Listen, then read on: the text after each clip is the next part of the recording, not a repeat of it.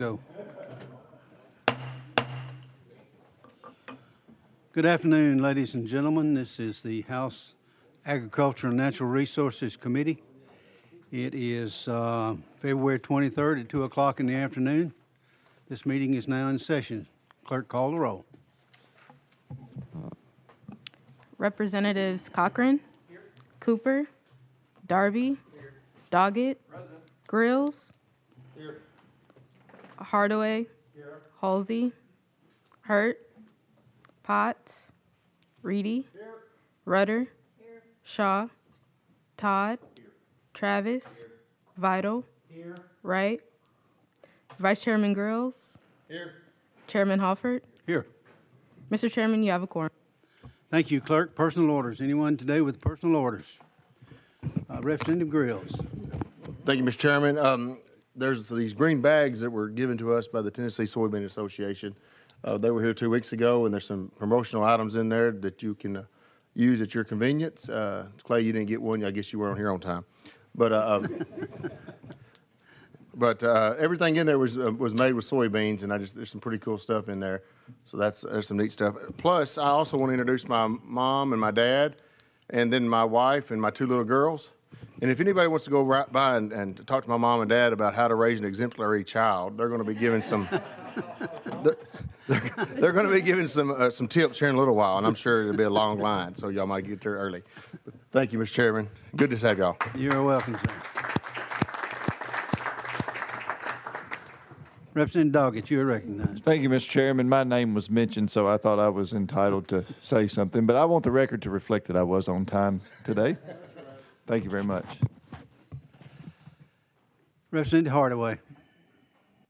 Thank you, Chairman. I'm just agitating, but if my bald caucus chairman was trying to make a point about how effective his parents were at raising children, I have to assume he's not an only child.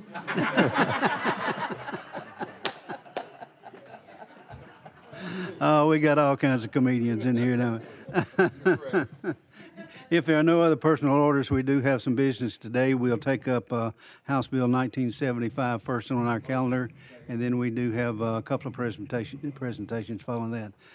Representative Campbell, you are recognized on House Bill 1975. Thank you, Have a Mr. motion Chairman. and a second. Thank you, Mr. Chairman and members. It is an honor to be in front of the best chairman and the best committee in the history of the Tennessee General Assembly. Flattery will get you everywhere. With that, I renew my motion. No, this bill exempts the Doe Mountain Recreation Authority from the requirement to promulgate rules to establish and impose user fees, and this will help them out a whole lot. For those who don't know, Doe Mountain Recreation Area in my home county of Johnson County, Tennessee, is over 8,600 acres of mountainous terrain, including many trails where people from across the country are coming to ride their side-by-sides. DoeTN.com. Thank you. Question's been called on the bill. All in favor will say aye. All opposed say no. Ayes have it. It goes to GovOps, sir. Thank you. Come back see us sometime. Thank you.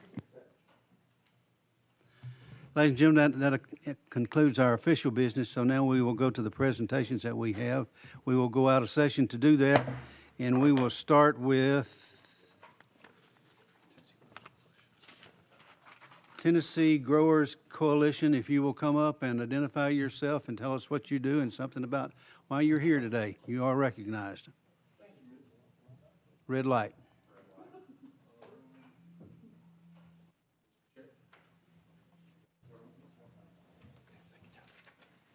President. Oh, thank you, Mr. Chairman.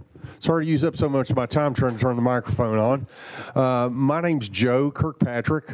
I'm the president of the Tennessee Growers Coalition and the chairman of the National Hemp Association Standing Committee of Hemp Organizations. Appreciate your indulgence today, and we'll try to go quick so we can leave some of our time for question and answers. I've also got our executive director, Kelly Hess, with us, and I have Andrew Bish with the Nebraska Hemp Industries Association, Colorado Hemp Industries Association, and the Hemp Feed Coalition. So he himself is a row crop farmer and develops equipment and things like that, and he'll be able to answer a lot of technical questions that I likely would not be able to. We've enjoyed a great partnership with the state of Tennessee, and who leads the Tennessee Growers Coalition. Like I said, it's Kelly and I, and when Kelly founded this and came to me and asked me to come from the trade association over into full-time advocacy for this, we asked ourselves a question: who is our primary constituency? And every question we ask is what benefits farmers. That is the first question we put before everything that we do. We've been around here. We've passed some legislation. We hope to pass some more. And of course, hemp goes way back in Tennessee history. Here's some photos. There's a photo from the 1840s. In the 1850s, Tennessee census actually showed that we produced 454 tons of hemp. We have Pat Shovel in the audience today. She's actually raising investment capital for an outfit that seeks to be put in Weakley County that would process 5 tons an hour. So that's the kind of scale we're talking about. We'd like to see, everybody knows most about hemp-derived cannabinoids. That's probably 80 to 90% of today's market. We'd like to see that inverted. We would like to see, hemp-derived cannabinoids become 20% of the market versus 80% for grain and fiber. And I think that that's the promise when we started this back in 2014 with the Federal Farm Bill, that this was the goal, was to use these products for industrial development. And, what I do like to say is that hemp is a market-driven solution for almost every environmental issue we have today. We can use the free market to solve so many of these problems. There are some studies recently, though, a peer-reviewed study at Oregon State that showed that natural precursors, unprocessed cannabinoids from hemp, CBDA and CBGA, combat COVID-19. So there's so much promise there, and hopefully we can get the funding to do those studies someday. We do have some federal issues that Andy and I are working on together, along with Jake Waddell, who's in the audience and will be speaking to you shortly. There's 3 things we'd like to do federally. Of course, this is the year, as you're well aware, of the Farm Bill. We would like to change the federal definition so the state can then follow along to get total THC to 1% from 0.3, because mainly for our cannabinoid crops, it's difficult to be under 0.3 total. We'd like to get that done. We'd like to remove all testing requirements for grain and fiber crops and background checks on and fingerprinting of farmers, which has come from the 2018 Farm Bill. By the way, all of you have this coffee table book that we created for you. I know that we're really busy right now this time of year with the session, but we've given you something where you can really take a deep dive on sort of the economic impact, the numbers, and the various segments of the hemp market that we hope to address in Tennessee. This is just explaining a little bit about the project in Dresden and the one in Martin. Okay, so I want to actually turn over to Andy right now to talk about, and he can reintroduce himself. Thank you, Mr. Chairman. I may have some more comments if that's okay with you as we go on. You are recognized. Okay, thank you. And my name is Andrew Bish with the... Your mic's not on. There we go. I'm Andrew Bish. I'm with the Tennessee Growers Coalition and the Hemp Feed Coalition. I'm going to talk a little bit about the economics. I'm sure we've probably seen a lot of different products and talked about a lot of different products over the years that can be made with hemp. But as it comes to the economic impact, just one facility in the state of Tennessee, if you're looking at 5 ton per hour, could employ up to 117 people and have an annual payroll of about $6.1 million. That would provide an estimated $30 million in economic impact back to the state. We've made some assumptions in this document that you have. There's 4 different scenarios. I'm looking today at scenario 2, which is the most likely scenario with current growth rates, and scenario 4, If there's some government assistance that goes into it, would be kind of how the growth of that looks like over the course of the next 9 years. When you're looking at production, current rates on a per acre basis for fiber are coming in at around $718 an acre. For the stalks, when you're looking at mixing in grain itself, it's $600 an acre, and seed propagations coming in around $667 per acre. So when you look at what does that mean for Tennessee, Tennessee harvested 1.6 million acres of soybeans last year, 815,000 acres of corn, 19,000 acres of hay, 275,000 acres of cotton, and 230,000 acres of wheat. Now, if you look at, if you were to put hemp into that rotation, there would be an increase in per acre revenues to producers. If you're a soybean producer, you would see a per acre revenue increase of 62%, with corn coming in at about 9.8%. A hay farmer would experience a 4.25% increase per acre, whereas a cotton farmer, 19.7%, and a wheat farmer, 168%, respectively. So those are some examples of how it could impact the producers directly in the state of Tennessee.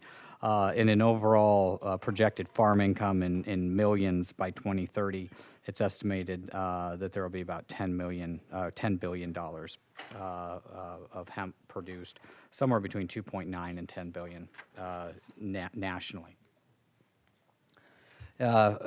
Also nationally, when you're looking at jobs created, somewhere between 17,000 and 63,000 is the estimate, with the most amount of jobs going to states that embrace the industrial hemp revolution that's currently coming. Now, when you look at decortication facilities and investment as it pertains to the state, this slide here just kind of goes over the current costs. An estimated cost for a complete build-out of a decortication facility would be about $30 million. And then when you look at some of the other equipment that goes into that, whether it's combines or other types of cutters, approximately $30 million, and then $2 million in baling revenue just for the 2022 to 2023 season, and that bumps up to $15 billion in decortication facility build out by 2030, with equipment estimated at $3 billion and $3 billion with another $200 million in balers. Also, from a carbon sequestration standpoint, if you're looking at 8 million acres, that's just over 8 million pounds of CO2 sequestered each year just by planting hemp. I'm going to turn it back to you, Joe. Sure. One more highlight I'd really like to get to that's sort of at the end of this presentation is you can see the National Hemp Association has put a lot of resources, and they're all cited at the end of the study for you to sort of digest each of these market sectors, whether that be the grain production, how hemp protein compares to other proteins from various impacts, climate, how much protein's in them, things like that. You can glean all that from there. Then it kind of gets in and shows you some of the leaders in the spaces. Like for instance, the grain production is dominated by Canadian sources right now, and that's starting to move into America. One thing that the grain production does do is grain by nature creates pollen, and therefore if we were growing massive amounts of grain, that would be putting hemp pollen all over a 20-mile radius of where it's being grown. So that is going to push most of the CBD production indoors. So that's one important point that I like to make. Animal bedding is a big thing. Jake Waddell is going to have a big presentation for you about hemp construction and the valuable sustainable materials that can be created from hemp fiber, hempcrete. Of course, Tennessee is the #1 manufacturer of automobiles, and that's our footprint's about to become even larger in that. Mercedes and BMW are already putting large amounts of European and Chinese fiber in their cars now. Of course, that's one thing that America can compete with China on is agriculture. So we certainly need, and we can definitely compete with Europe on agriculture. So that's one of those things that we need to be doing and investing in. Paper, of course, we're not suggesting that we want to jump in and put cotton, put pulp out of business, take those markets over. All we're looking for is to have hemp integrated into some of those products because, we see toilet paper shortages, wipes, things like that. These are all things that hemp could easily be integrated into the production of those products. Of course, fashion, the bast fiber, of course, the decortication facilities. Actually, a lot of the products, the hemp cotton and things like that, and the dust for injection molding and different products and things like that could be made without decorticators. However, in order to get the fiber that we need to start making thread, and things like that, we do need these multi-million-dollar facilities. And I think the earlier slide showed that we would need $182 million in investment in order to be able to grow 75,000 acres of hemp in Tennessee, which would put us at the level where we need to be in order to start competing for automobile contracts with Toyota, General Motors, Ford, et cetera, Nissan, Volkswagen. Hemp. We had a big thing with switchgrass here a few years ago. Hemp may be able to renew the promise of non-grain derived biofuels. So, the biodiesel can be made from the grain, has a very low coagulation point relative to some of the other biodiesels, and also alcohol can be made, cellulosic alcohol. This is really one that I want to just end with. Batteries. I have 15-year-old triplets. I can't tell you how many AA and AAA batteries we go through in our household a week. It's very expensive. Graphene is a space-age product that's been developed that is a supercapacitor. It is presently $2,000 per gram. They won the Nobel Prize for the development of all that technology that goes with graphene. A similar product can be made from hemp at $500 a ton versus $2,000 a gram. Talk about market disruption. That's amazing. So hemp has It has 25,000 hemp grain and fiber. There's 25,000 uses for hemp. So, Andy's here, I'm here, Kelly's here. We'd like to open it to questions, if you will, Mr. Chairman. Thank you. Thank you for being here. Mr. Halsey, Bud Halsey, you are recognized, sir. Thank you, Mr. Chairman. Thanks for being here. A couple questions. Are you from Colorado or Nebraska? Central Nebraska. Central Nebraska. I grew up in Colorado. I'm just wondering. Do we have any interest in some of these manufacturing places that can convert? Is that on the board, or are there people coming in? The only reason I'm asking, I'd like to grow about 5 acres, but there's no place to sell it. Well, we have, like I said, we have Pat Shevel here. Who's raise your hand, Pat. Be recognized. Pat is raising money right now through a group of celebrity athlete type people that want to invest in. And I think Martin actually has an enterprise zone where they're talking about manufacturing the hemp blocks, the replacement for concrete blocks. And Jake will talk more about that, but also a decortication facility. So that, we would need 5 or 6 of those in Tennessee to service the kind of volume that would really be needed to compete on a global basis. Does that answer your question? Yes. Okay, thank you, sir. Other questions for our guest? Representative Hardaway. Thank you, Chairman. The hemp manufacturing, whether it's the blocks or some other derivative of hemp, is that an East Tennessee thing, or is that something that it would be worth the transportation or of the raw material to West Tennessee, or is hemp grown in any of our West Tennessee ag areas? For fiber, row crop country would be the ideal place. Now, obviously, in Middle Tennessee, we have Robertson County has a whole lot of, suitable land. Down around Murfreesboro, you see a whole lot of flat land, but the western part of the state would probably be the most ideal place to grow. Put hemp in rotation on a massive scale. Certainly, again, one of the positive things about hemp is it has extremely deep tap roots, so it's great for conditioning the soil. If you get it planted early enough, it creates a canopy where it doesn't require.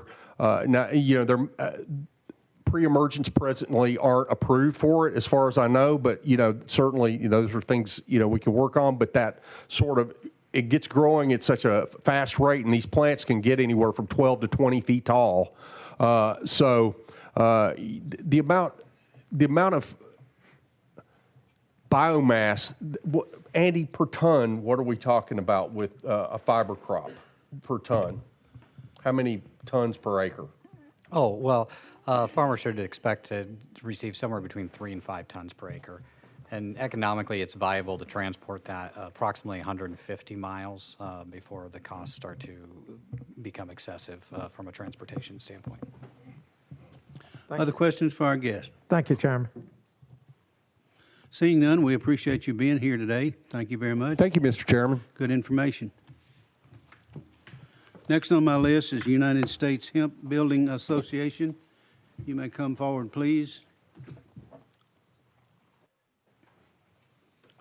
Please identify yourself and tell us what you're about, sir. Chairman, can you hear me? I can. You are recognized. All right. Thank you, Chairman. My name is Jake Waddell. I'm the Interim Executive Director of the U.S. Hemp Building Association. It's a national organization that is trying to build the hemp building industry. And that is who I am.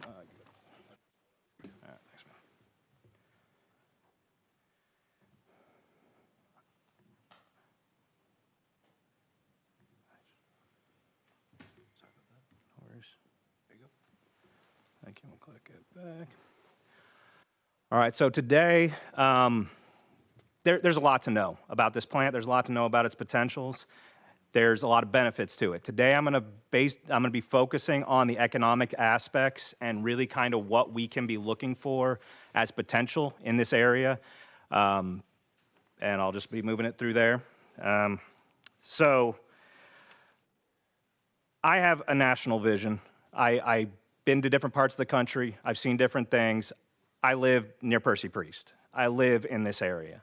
I want Tennessee to win. Right now, I'm seeing money coming into the national environment, and they're looking for where they can grow. The reality is that for most of these operations, it's going to take multiple years to get to where they're in production. And if we don't set the foundation now so they feel welcome to come into our environment, it'll delay us being a competitor.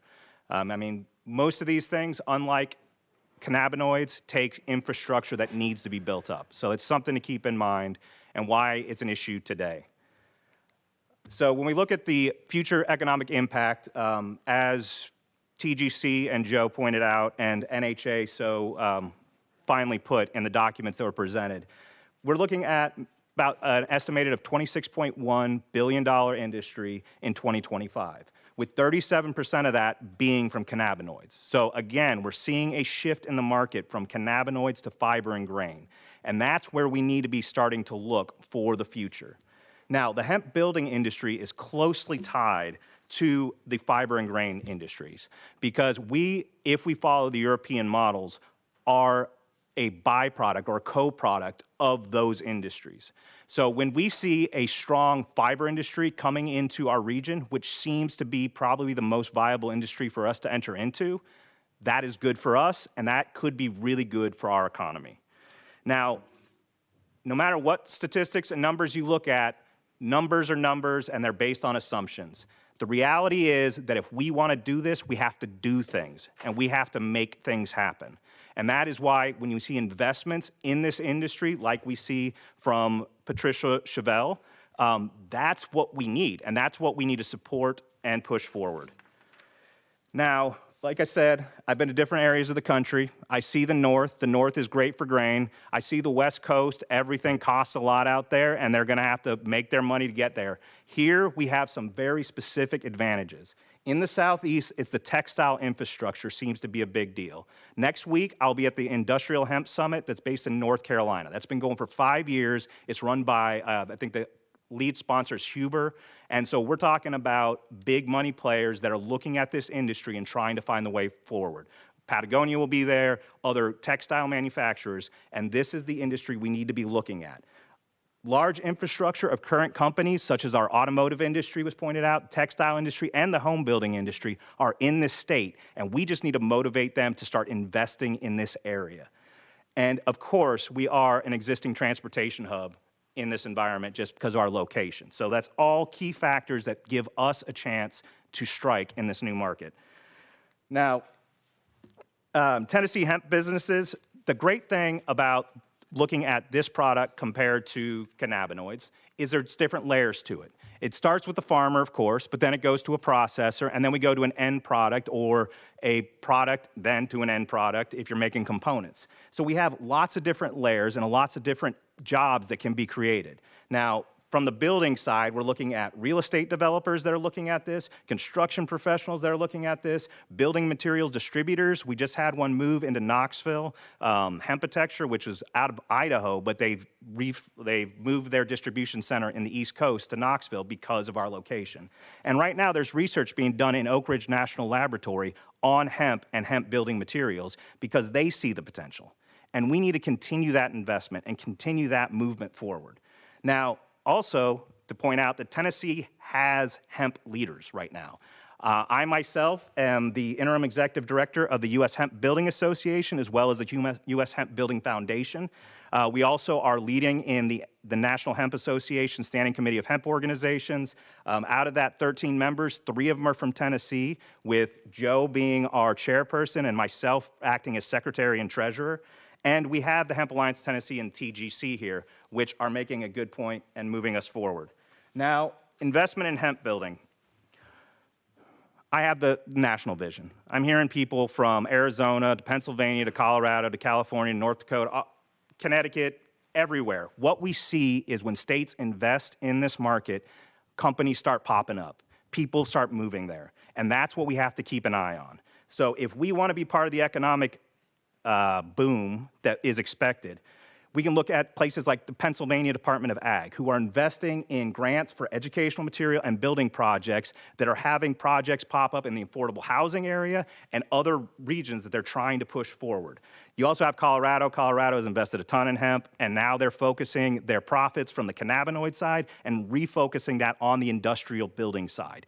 They're looking at like $5 million for a processing centers. I know that money, that bill hasn't gone through yet, but I know they're pushing for it. Similar things are happening in New York right now. They're pushing for millions of dollars for their processing support. And of course, the Hemp Alliance Tennessee recently got grants for economic feasibility study in Tennessee. So we're starting to see it. We're starting to move it forward. We need to pay attention to this and be open to it. Investment in the industry can pay dividends, education, training, research money, economic development funding. All these things can benefit us. All these things can make us attractive to these new businesses. Separation of grain, fiber, and from CBD. Now, this is crucial on the educational aspect. You know, what we're talking about here is a different plant. Like, well, same plant, different growing process. It's row crops. It's not a horticultural experience. And as was pointed out by Joe, if we move to making industrial hemp, it's really going to kind of force the cannabinoid crops indoors, or they're going to have to figure out a way to deal with it. That's a big advantage to us. Now, we do have a national campaign called hempexemption.com, which kind of lays out how we see a vision of having an exemption for testing for grain and fiber. Because right now, if you have a crop that is excellent fiber crop, it can run 2% THC levels. This happened in Montana, and suddenly you're potentially destroying a crop. When we talk about large industries, that is a risk they cannot deal with. I would be surprised, or actually I know for sure, that if Nissan knew that their supply chain could be disrupted because a crop tested hop, they would reconsider that being part of their supply chain. So it's something we have to consider. We've seen it already adopted in Vermont through their state plan, and is a concept that I think should be considered. Yeah, and that's part of having reasonable rules and regulations. Investing in hemp, and I don't know how I'm doing on time, so I'm just gonna, I'm good? All right, I'm gonna keep going. Like I said, about half this presentation is the presentation. The other half is just for your education, so I'm not gonna go through it. Investing in the hemp industry. Now, investment in the hemp industry can be applied in many ways. Education and training courses. Education is key right now to make people understand the possibilities of this and to bring it into the market. Research and development funding. Like I said, Oak Ridge National Laboratory is already researching this. If we can promote that further research in our university systems, I think that is a good way where we can move forward and do the R&D needed in order to move this industry forward.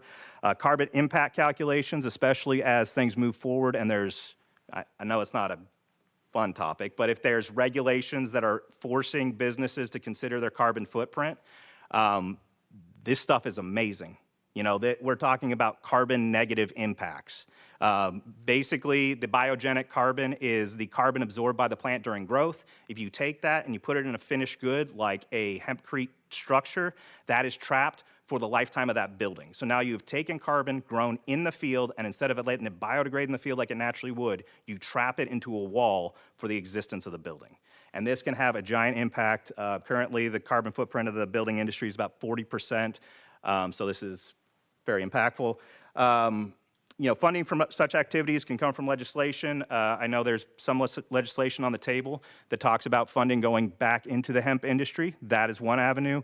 Other avenues are looking to see where money that is currently in the system can be applied, and consideration for using hemp products in things like affordable housing projects can be looked at and evaluated, and I do see a lot of ways forward with that. We've seen those practices be successful in other states. So basically, the USHBA and Tennessee Hemp Development, we want to know how we can help you. You know, we are developing training and education and educational materials, and I would be very happy if we could promote Tennessee as a pro-hemp state and highlight the policies that we have here. We're, again, seeing competitive behaviors occurring from different states, and I would like Tennessee to win. Like, this is where I live. This is where I expect to live for possibly the rest of my life. So this is where I want the money to go. So that's what I would say to you is, how can we help you? Please reach out to me if you can. Contact information is in the presentation. And things you could do, you know, public statements of support, investing in the fiber hemp industry, and creating rules and regulations that allow the fiber hemp industry to thrive. Thank you, Chairman, for the time. I open the floor to questions. Thank you, sir. Questions for Mr. Waddell while he's here? Representative Todd.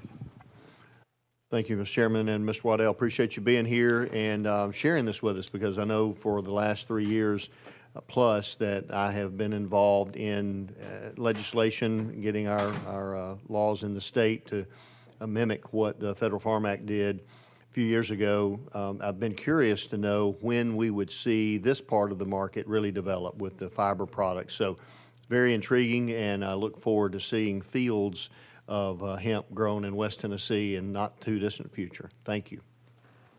Thank you, Representative. Representative Grills. Thank you, Mr. Chairman. How far away are we from seeing like the hempcrete being a viable product that we can use to maybe even replace concrete? I know some building code issues and things of that nature, but where are we in that process of finding those products proven? Okay, so us as an organization submitted an IRC appendix edition in January, and a month from now, I am in the HERE Action Committee in New York to discuss it. So we're hoping to be in the building codes, the IRC building codes in 2024 and start really trying to move this forward and push it forward. What we're seeing around the country is these buildings are being permitted and it is a viable option right now. This will really open it up to like larger building construction, larger real estate developers. When we have things like a factory opening up, make blocks within our state, that makes it a high potential that we could see growth and buildings within this state in the near future. I would say by the timeline of their development, I think about 2 years, like a year and a half, 2 years, from blocks from our own state making construction in the state. We've seen successful construction in Europe for about 30 years now, and we're not trying to reinvent the wheel. We're taking something that's being successful in other countries and bringing it here. And what they say around the world basically is, until it happens in the U.S., it doesn't happen. And so we want to make it happen. Follow up, Mr. Grills. No, thank you, Mr. Chairman. Appreciate it. Thank you for all you do. Anyone else have a question? Mr. Waddell, we appreciate you being here today. Thank you very much. Thank you for the time, Good Chairman. information. Next on my list, I have, and you'll probably have to correct me here, is it Hyperion X? Yes. Okay. Please identify yourself for the record. Thank you, Mr. Chairman. My name is Anastasio Sarima. I am the founder and CEO of Hyperion X. From my accent, I grew up in Australia, but I now live in the United States.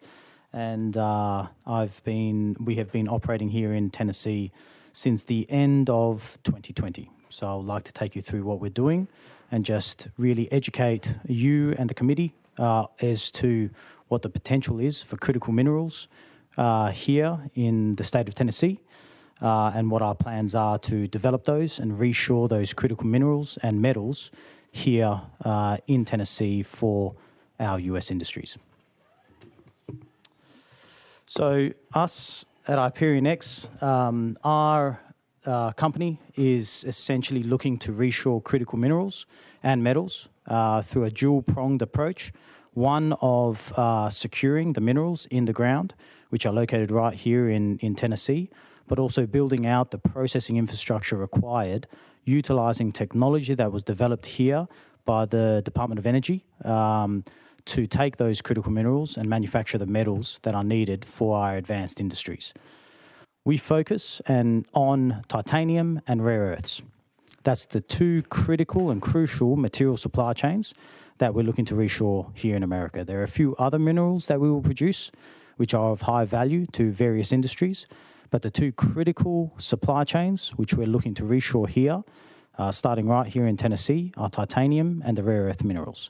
And as you can see from today's environment, these minerals and these supply chains of these minerals are under pressure. 70%, for instance, of titanium metal comes and is produced from China and Russia. Another 10% is from Ukraine. So there's obviously a big issue for our defense industry, our aerospace industry, and our future industries having those critical material supply chains located in adversarial countries.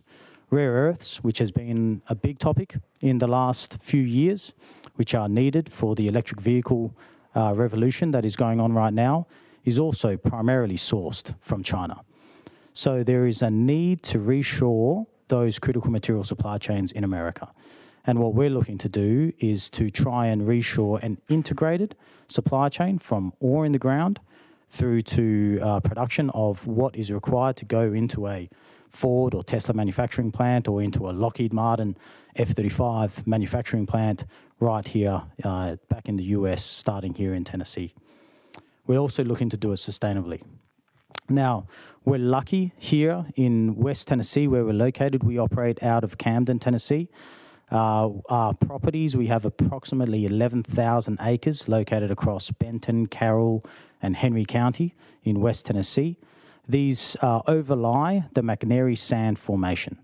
I have my geologist, Mr. Jonathan Lord, here with me. We have been drilling for the last year and a half in West Tennessee. We have spent probably $6 million on drilling and metallurgical test work, 300 holes, 15 tons of bulk samples, metallurgical samples. And what we've done is essentially established that this part of West Tennessee could be the Saudi Arabia of titanium and rare earth minerals. The McNairy sand already, what we've discovered is one of the largest, what we've drilled is one of the largest resources of titanium and rare earth containing minerals in North America. And we think over time, as we continue to drill and as we continue to pick up more land and secure more control over the McNairy sand, that we will continue to grow this resource. And this will be something that can be here for generations to come. We've done quite a lot of work already on the downstream, talking with partners. We've secured memorandums of understanding across all our key minerals, whether it be Kamuas for the titanium pigment facilities, or whether it be Energy Fuels, who will help us to refine the rare earth minerals coming out of the ground. We have been successful in driving forward the vision of reshoring these critical material supply chains here. And we hope to continue to do that over the next few years. But we have been diligent in everything we're doing. We've got a big focus on the environmental side and on community engagement. From a mining perspective, we liken this more to a farming or harvesting operation. We are not opening up a pit for 20 years, leaving it open, extracting the minerals, and then looking to reclaim. The type of operation that this will be essentially removal of topsoil. Let me see if I can get a thing here. Oh, sorry. Removal of topsoil first, storing that topsoil to the side. You then get into the McNairy sand formation within a few feet. That McNairy sand formation is 3 to 5% heavy minerals, which contains the titanium, the rare earths, and some of those other critical minerals. You extract that, you put it through a gravity process, which just uses water and gravity to separate out in spirals the heavy minerals from the light minerals, the sand, and then you immediately put the sand back in the void behind you and begin reclamation and rehabilitation activities. So this is called active reclamation in the mining industry. I've been in the mining industry all my career. I was in the coal industry first, and then I was the founder of a lithium company in North Carolina. This is called active reclamation in our industry. And what we're aiming to do is build upon what's happened prior in the mining industry. This is an example in Western Australia, where I grew up, of a mine during mining operations, and then a mine 2 years after it was closed. And you can see that it's returned back into pasture land, in this case, in Western Australia. This is the baseline of what we're looking at. What we're looking to do, though, is to go beyond that. We have a baseline where we can bring back the land to pre-operations use, but we're looking to work with the University of Tennessee and Professor Forbes Walker out of the University of Tennessee's Institute of Agriculture, together with the Extension Office in Henry and Benton County, and to look at developing opportunities to improve the soil as we go through these operations. Looking at adding biochar, gypsum, to look at carbon sequestration opportunities or improved soil remediation opportunities. Looking at socioeconomic impacts as well is one thing we're going to be looking at with the University of Tennessee. We also want to look at opportunities for native grasses, native species of trees, for those landowners that want it. The 11,000 acres that we control is mainly leases, so we cannot define what the post-reclamation or rehabilitation land use will be. But we can at least give a smorgasbord, a menu to our landowners, and from the research that we hope to do with the University of Tennessee, allow them to make an educated decision as to what they want their land to be returned back to. Our view is that we want our legacy to be that we can not just create wealth during mining operations, but return the land back to better conditions than what they saw it before, with post-mining uses that may continue to enrich those landowners. That's the legacy we want to leave behind, is that we leave our land and our planet behind in a better way than what we found it. This is not just the right thing to do, in my opinion. It's also good business because, as I said, there's a lot of minerals out here. We believe it to be the Saudi Arabia of titanium and rare earths. And in 5 years' time, if we haven't done the right thing, then we won't be able to have that social license to operate. We won't be able to continue to lease and operate in West Tennessee. We will be essentially stymied our business if we don't do the right thing. So this is why we're very adamant and very focused on developing sustainable practices in developing these critical minerals that are critical for our defence and aerospace industries. Excuse me, as part of our education to the community and to everybody here as well, we are looking over this year to not just enact experimental plots with the University of Tennessee and do the work required. We're also looking to do some demonstration facilities. In the next few months, we will erect a small demonstration plant. It will be at a very small scale as to how we will extract these minerals, and that we will invite everybody to come see. And this, we hope, to help continue to educate everybody as to how benign and how sustainable these methods can be to extract these key critical minerals. And we will continue, of course, our community engagement. I have Ms. Stephanie Harkleroad and Ms. Michelle Pierpont-Smith behind me. We have built a very strong community outreach in the city of Camden and within Henry, Benton, and Carroll counties. We are very proud of the work we do in the community. We want to continue to expand that work and continue to educate everybody about the potential mineral wealth that is here in West Tennessee and the potential generational jobs that that our development could bring to West Tennessee and to help reshore these critical minerals in our county. This is a video which I'm not going to play just because it's a bit long and I would rather have the time for questions, but I would implore you to just go to our website and look at the videos or YouTube, some of the community videos we've prepared. We have a lot of support from the mayors within our counties, the sheriff, and key business leaders within the counties. Our plans over the rest of this year to bring about the reshoring of these critical materials is to continue the exploration work, to work through our techno-economic assessments. We expect our first techno-economic assessment to be complete in towards the end of this quarter. That will give the preliminary CapEx and job numbers that will come out of these developments. Developments of this kind typically bring a few $100 million in initial capital investment and over 150 jobs per mine or operation that you build here. There's also opportunities for further downstream processing of these minerals into metals, i.e. establishing titanium metal manufacturing here in Tennessee as well on the back end of the processing side, on the mineral processing side. So over this year, we will continue to work through those techno-economic assessments. We have to work through our permitting with TDEC. And our view is that hopefully by the end of this year or the first quarter of next year, we're in a position to start construction of our first operation in the area. And hopefully by 2024, our aspirations are to have our first operations going, and then from there, continue to build out those operations over the longer term. Again, this will bring generational jobs to West Tennessee, to these communities, and importantly, it would reshore these critical material supply chains which are now at risk in some of these adversarial countries like China and Russia. So with that, I'll open it up for questions. Questions for our guest. Representative Todd, you're recognized. Thank you, Mr. Chairman. Appreciate you being here and sharing this with us. You mentioned titanium. You mentioned that a lot of this, most of it comes from other countries. Just if you could touch on some of the most, I guess, national security interest applications that we might not know about, or some of us may know about, that titanium can be used for or is used for. Absolutely. So titanium metal is the only structural metal which can replace stainless steel and aluminum, or steel and aluminum. It's used heavily in aerospace because it is 45% lighter than steel, but just as strong. Titanium's alloys are just as strong as steel. So titanium is thus heavily used in our Air Force. Our F-35s are made out of titanium. They're superstructures.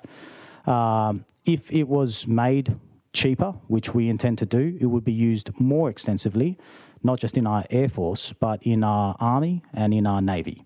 We currently use a lot of titanium metal in our naval systems, whether it be surface ships or submarines. We are actively working today with US Navy and Army looking at potential applications of applying US titanium for replacement components in submarines and other systems. We think that if we can reshore it in America and make it cheaper, it can not only substitute foreign sources, but it can strengthen our military platforms. One of the key new uses of titanium could be in hypersonic missiles as well. Hypersonic missiles need a superstructure which is strong and lightweight, and titanium is that. So in a lot of the advanced defensive applications, lightweight and strength wins, and that's why titanium typically has a very high place, high strategic value. China, for instance, continues to announce further investments in their titanium supply chain, which can only be for more investment into their increasing military buildup. Russia, for instance, used to supply us and continues to supply sponge, or the primary raw titanium metal, across the globe. But with Boeing, they supply the actual landing gear.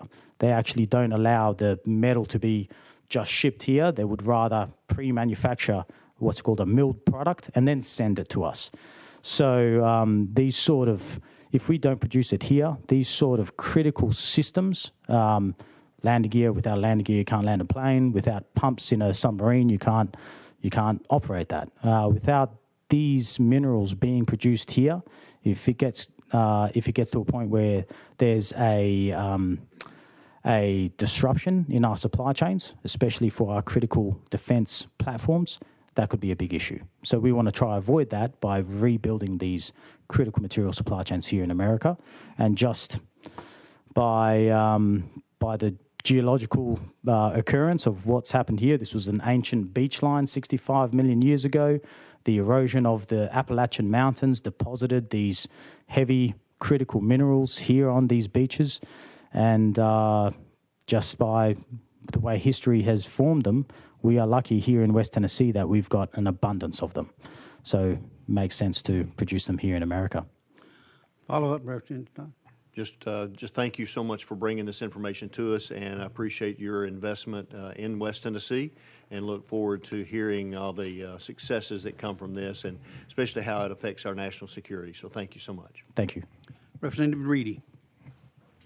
Thank you, Mr. Chairman. And of course, talking about Chemours titanium dioxide, I currently House District 74 represent Chemours in Humphreys County. And then, of course, sitting to my right is Chairman Tandy Darby, and we will be your new representatives for Benton County as well as Henry County. And we look forward to further discussion and, of course, talking to the leaders in Benton County. Your ears were burning. In other words, they were talking a lot about you and the upcoming what you can produce, especially for Ford, the mega site, and other possibilities. And once again, appreciate you being here and look forward to connecting with you. Thank you. Thank you. Representative Shaw. Thank you, Mr. Chairman, and thank you for being here and for your report. And you may have early on, I may have missed it, are you in operation anywhere else other than projecting to come to Tennessee? No, we are not. We have, myself, I was in the coal industry. Early on in my career, I was the founder of a coal operations in Canada, although I grew up in Australia. And then I moved to the United States in 2015, and I was the founder of a company called Piedmont Lithium in just outside of Charlotte, North Carolina. We started Hyperion X a couple of years ago. It was under the name Hyperion Metals. We just recently changed our name as we moved to become more of an American company.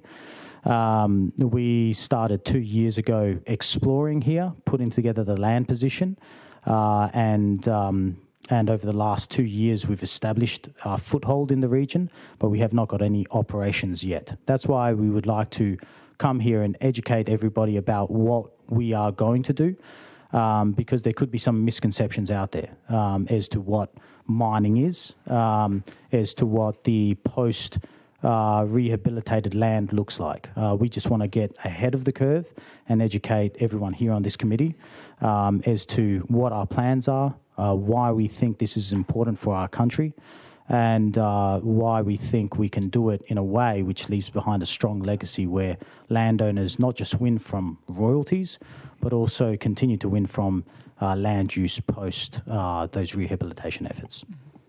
Follow up, Representative Shaw. Thank you, Mr. Chairman. Are there any other companies that you know of are looking to come to Tennessee to harvest, or I don't know if the right word harvest, or to process titanium? Are there any other companies right now other than you looking at Tennessee?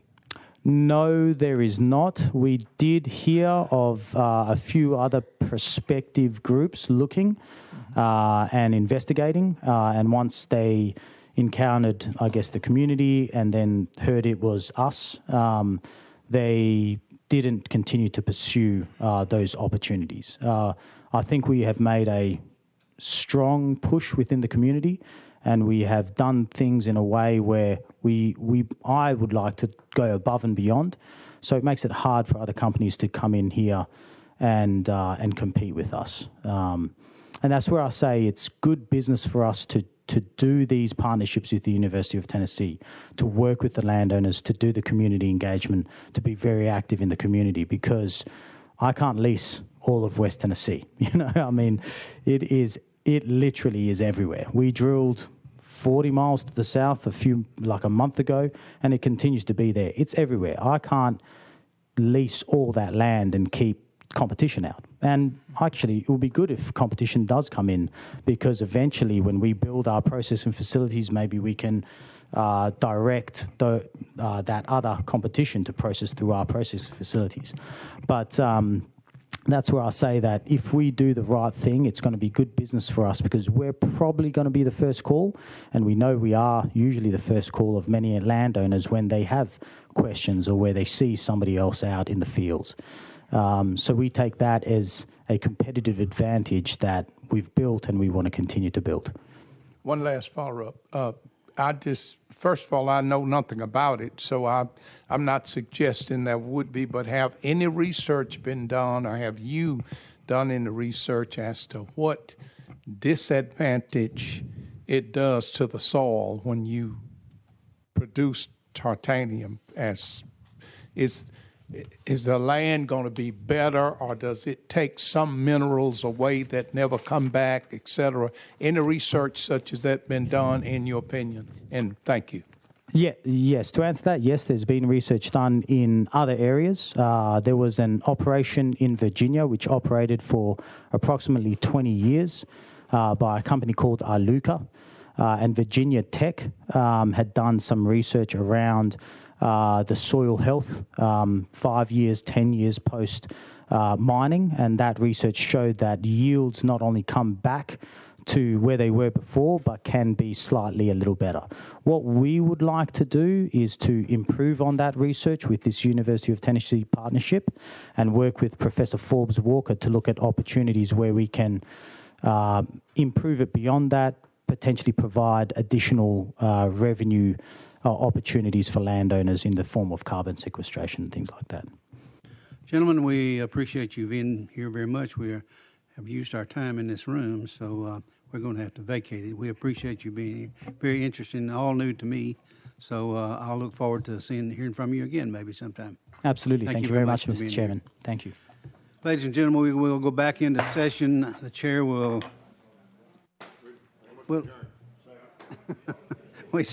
we stand adjourned.